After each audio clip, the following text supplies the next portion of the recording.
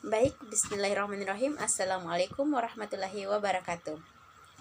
Pada kesempatan kali ini saya akan membawakan materi mata kuliah pendidikan Pancasila dengan tema Pancasila sebagai sistem etika. Bagi bangsa Indonesia, Pancasila merupakan pengantar perilaku dalam bermasyarakat, berbangsa, dan bernegara. Prinsip-prinsip termuat dalam setiap sila Pancasila menjadi rambu-rambu perilaku oleh siapapun yang menyebut diri sebagai warga negara Indonesia maupun penyelenggara negara. Dengan demikian, Pancasila merupakan etika bagi bangsa Indonesia. Pengertian etika. Etika berasal dari bahasa Yunani yaitu ethos yang artinya karakter, kebiasaan, adat, watak, perasaan, sikap, dan cara berpikir. Secara etimologis, etika berarti ilmu tentang segala sesuatu yang biasa dilakukan atau ilmu tentang adat kebiasaan. Etika Pancasila. Apa sih etika Pancasila itu? Etika Pancasila adalah cabang filsafat yang dijabarkan dari sila-sila Pancasila untuk mengatur perilaku kehidupan bermasyarakat, berbangsa, dan bernegara di Indonesia. Oleh karena itu, dalam etika Pancasila terkandung nilai-nilai ketuhanan, kemanusiaan, persatuan, kerakyatan, dan keadilan. Penetapan Pancasila sebagai etika dalam pijakan untuk menata kehidupan bersama, dengan kata lain, Pancasila menjadi norma dalam menata kehidupan berbangsa dan bernegara, sehingga muncullah dua aspek ketika menetapkan Pancasila sebagai etika, yaitu aspek pertama, aspek dari sisi personal, aspek kedua dari sisi sosial. Etika Pancasila sebagai solusi menyelesaikan permasalahan bangsa. Pancasila dicetuskan sebagai solusi dalam menghadapi berbagai masalah bangsa yang tersirat dalam 5 sila di dalamnya.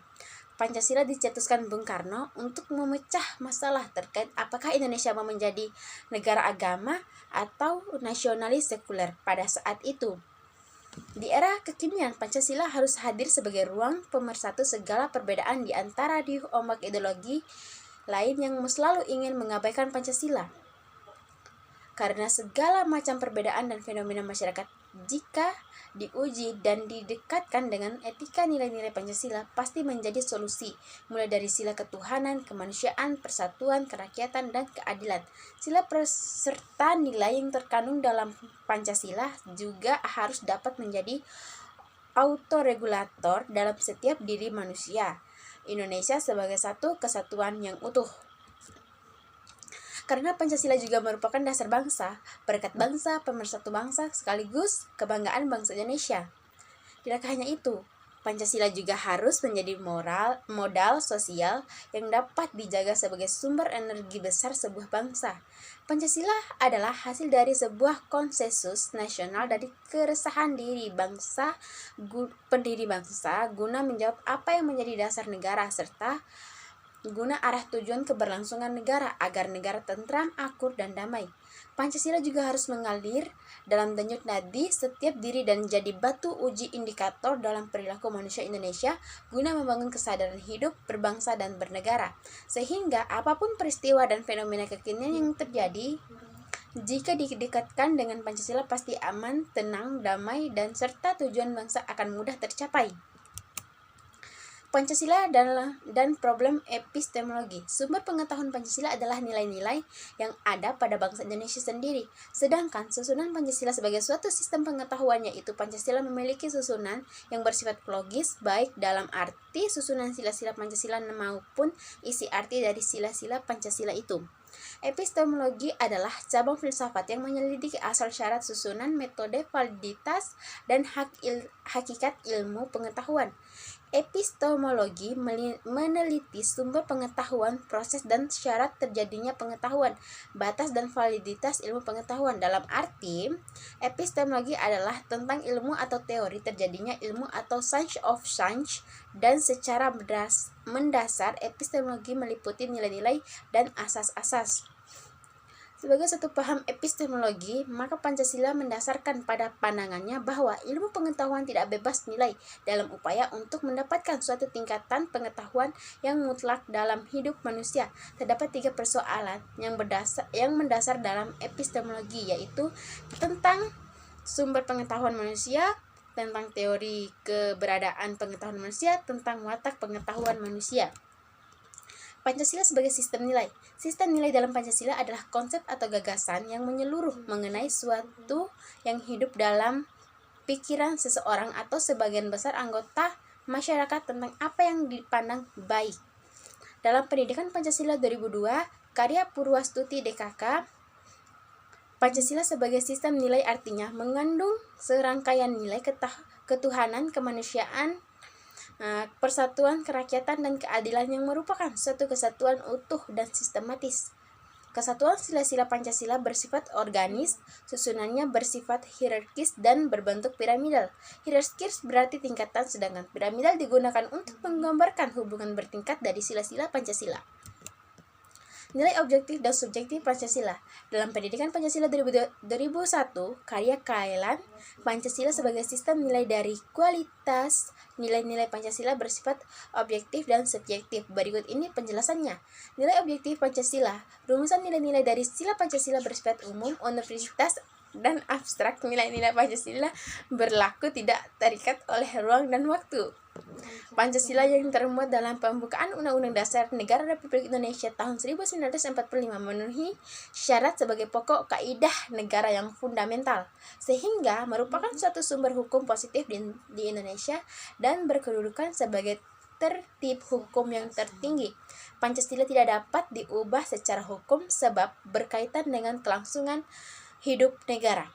Nilai subjektif Pancasila. Sifat subjektif Pancasila melekat pada pembawa dan pendukung nilai-nilai Pancasila seperti masyarakat dan pemerintah Indonesia. Pancasila sebagai paradigma pembangunan nasional. Pembangunan nasional dilaksanakan dalam rangka mewujudkan kemakmuran masyarakat Indonesia dalam konteks negara Indonesia.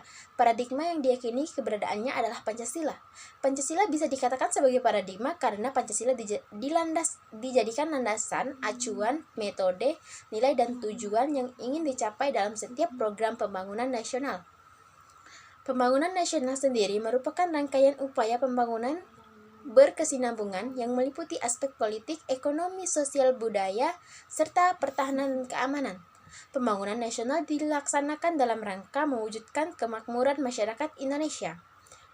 Berdasarkan alinea keempat pembukaan Undang-Undang Dasar 1945 yang disebut hakikat pembangunan nasional adalah mencerdaskan kehidupan bangsa, menciptakan kesejahteraan umum, melindungi seluruh tumpah darah Indonesia, dan membantu melaksanakan ketertiban dunia dan perdamaian abadi. Atas dasar itu, Pancasila dijadikan landasan pembangunan yang ideal karena nilai-nilai sesuai dengan lingkungan sosial dan budaya bangsa Indonesia. Adapun berbagai bidang yang memandang Pancasila sebagai paradigma pembangunan antara lain. Yang pertama, Pancasila sebagai paradigma pembangunan ekonomi. Dalam pembangunan ekonomi, pemerintah harus berlandaskan Pancasila, terutama sila kelima, yaitu keadilan sosial bagi seluruh rakyat Indonesia. Dengan pijakan ekonomi kerakyatan, kebijakan ekonomi harus ditujukan sebesar-besarnya untuk kemakmuran rakyat. Selain itu, pembangunan ekonomi harus berdasarkan moralitas kemanusiaan dan ketuhanan. Pancasila sebagai paradigma pembangunan politik. Pembangunan bidang politik ditujukan untuk membentuk pemerintah demokratis yang menjunjung kebebasan berpendapat serta melayani tuntutan rakyat secara adil, terbuka, jujur, dan akuntabel. Dalam hal ini, Pancasila memberikan dasar-dasar moralitas politik negara yang berdasarkan ketuhanan yang Maha Esa dan kemanusiaan yang adil dan beradab. Yang ketiga, Pancasila sebagai paradigma pembangunan hukum. Melindungi segenap bangsa Indonesia dan seluruh tumpah darah Indonesia adalah salah satu tujuan negara Indonesia. Maka dari itu, untuk mewujudkannya, diperlukan perlindungan hukum kepada semua warga negara tanpa diskriminasi. Dengan demikian, substansi hukum yang dikembangkan harus merupakan perwujudan sila-sila yang terkandung dalam Pancasila. Yang keempat, Pancasila sebagai paradigma pembangunan sosial budaya. Pembangunan sosial budaya harus mampu meningkatkan harkat dan martabat manusia, yaitu menjadi manusia yang berbudaya dan beradab. Kemudian, berdasarkan sila persatuan Indonesia, pembangunan sosial budaya dikembangkan atas dasar penghargaan terhadap budaya-budaya yang beragam di Nusantara. Mungkin cukup sekian yang dapat saya sampaikan. Apabila ada kesalahan, mohon dimaafkan. Saya Juan Astim. Ilmu dan baktiku berikan. Wallahul muwaffiq ila aqwamit thoriq. Wassalamualaikum warahmatullahi wabarakatuh.